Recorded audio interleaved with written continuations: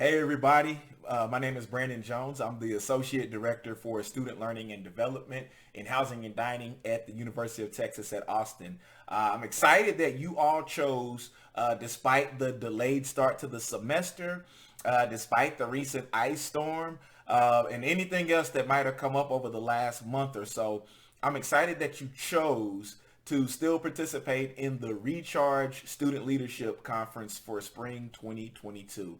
I want to thank Scott Cook and his team and everybody who helped make today possible. And most of all, I'm thankful that, again, you chose to help us put this event on, but also that you chose to participate in your leadership development. Today, you're going to be talking a lot about what it means to be a servant leader.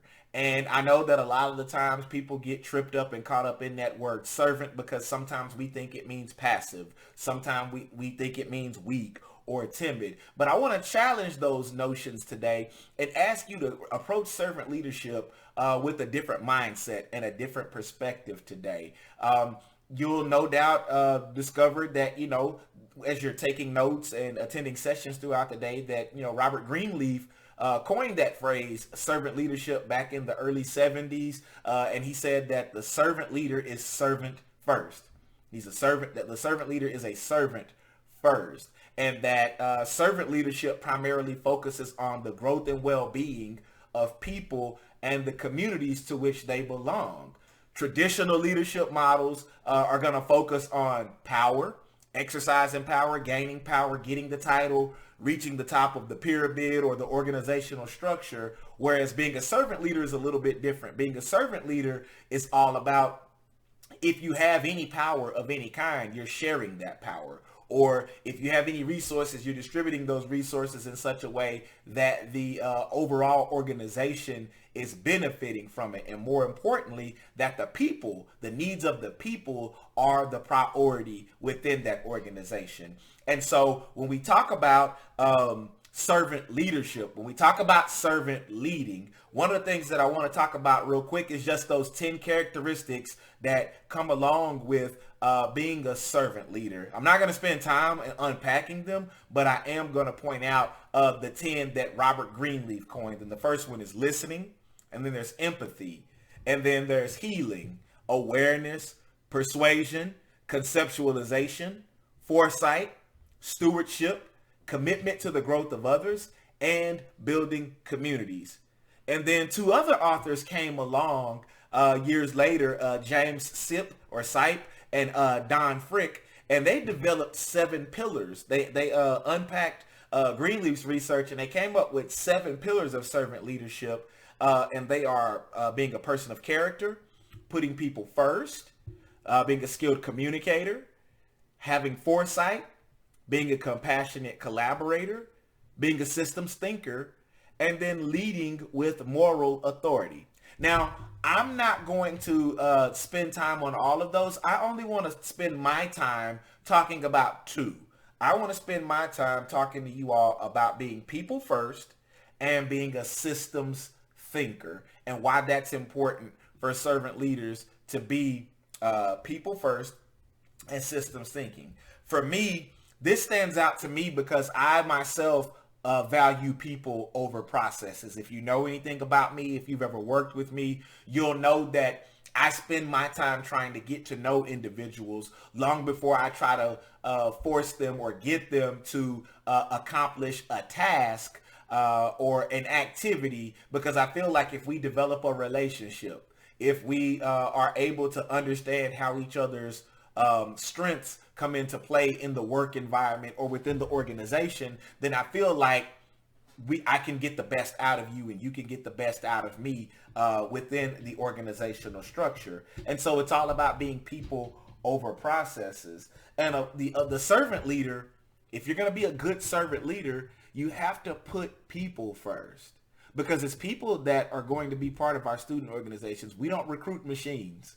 We don't recruit animals. We don't recruit inanimate objects to be a part of our organizations. And so as servant leaders, as people who are people first, and we're about being of service to the folks in our organization and the communities where we reside, it's going to be important that we show a great deal of care and concern for the people in our group. How many times in your student organization do you send an email to your members just asking, hey, I just want to check on you and see how your semester's going? Or how many times a semester do you put the meeting agenda aside and just say, hey, I want to check in and see how everybody's doing. And if you're in your exec meeting and there's 5 execs, you can spend that hour going around the room and giving people an opportunity to just say, hey, how you doing? And if we're being servant leaders, based on what is revealed during that meeting, you have an opportunity to share that care and concern by following up and saying, hey, I heard during the meeting today that you said your mother was sick. Just want you to know I'm thinking about you. Or if praying is your thing, hey, just let you know I'm praying for you and your family right now. Or if making greeting cards or making, thank you notes or sympathy cards is your thing, do that. But the people first, the servant leader, the people first servant leader is going to be expressing a great deal of care and concern for the people within the group. Now, this is a skill that's going to help you in the work environment. This is a skill that's going to help you on your team if you're an athlete or if you're leading a student organization, leading a family one day. This is a skill that's going to come in handy because what it allows you to do is create an environment where people feel like they belong. They don't feel like they're a part of a machine. They don't feel like we only value them because of what they can contribute. They're valued because of who they are, more than anything else. And that's what we have to do, because if we create that environment, not only have we created an environment where people feel like they belong, our goals are going to be met. We're going to be able to meet our goals because we're clear about the people, and those processes will come along. But if we're clear about the people and we're clear about, sharing that care and concern and bestowing resources and surrounding them with everything that they need to grow within the organization, then goals are going to be met. Not only are goals going to be met, but other people are going to want to become a part of our team and our organization. Now, here's the challenge.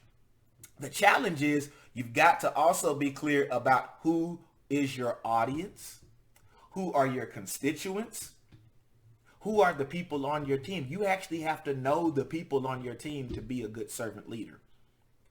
I can't serve people very well that I don't know, because what I might think is an act of service may be viewed as hostile to that person because I didn't take the time to get to know this is how I show care and compassion and concern. This is how they receive that.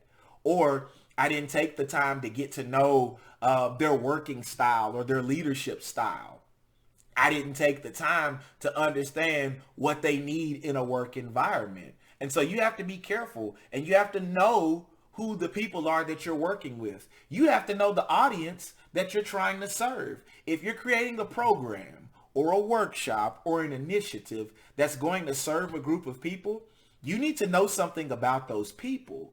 And servant leaders do the work of going about understanding or seeking understanding of those groups or those people. And we become more aware by doing those things. When you're clear about who your audience is, then you're going to be able to meet the needs of your audience, because sometimes that requires us taking a needs assessment. And we're seeing, okay, we have an idea of what we want to bring, but let's hear from them first. I challenge my team all the time to check in and ask the students, what do y'all want to see? What do you want? We have some ideas, but what do you want? I sent a survey out the other day about podcasting. We have a podcast, and I don't have a lot of students that listen. And so we asked, do you listen to podcasts? Do y'all like podcasts? If so, where do you listen to them at? How long are they? Because the truth of the matter is I could continue putting podcast episodes out there, but I want to be more effective. As a good servant leader, you'll have a greater impact if you take the time to get to know the people that are in your organization.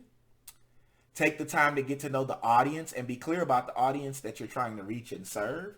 But more importantly, valuing the people, showing care and concern for the people that you work with. And I promise you, you'll yield a different set of results. Now let's talk about systems thinking, and then I'll wrap up our time together. Systems thinking asks this question. When you think about a systems thinking approach, you ask yourself, how does my decision or my lack of a decision or making the decision impact the entire team?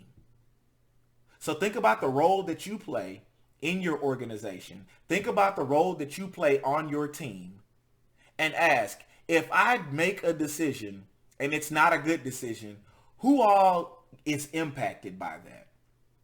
If I don't make a decision, if I don't send this email, who all will be impacted if I don't follow through on this task? If you're assigned a task for a function or an initiative and you fail to do it, or you do it wrong, how does it impact the entire system? And by system, I mean team. How does it impact the organization? We all, as servant leaders, have to think that way.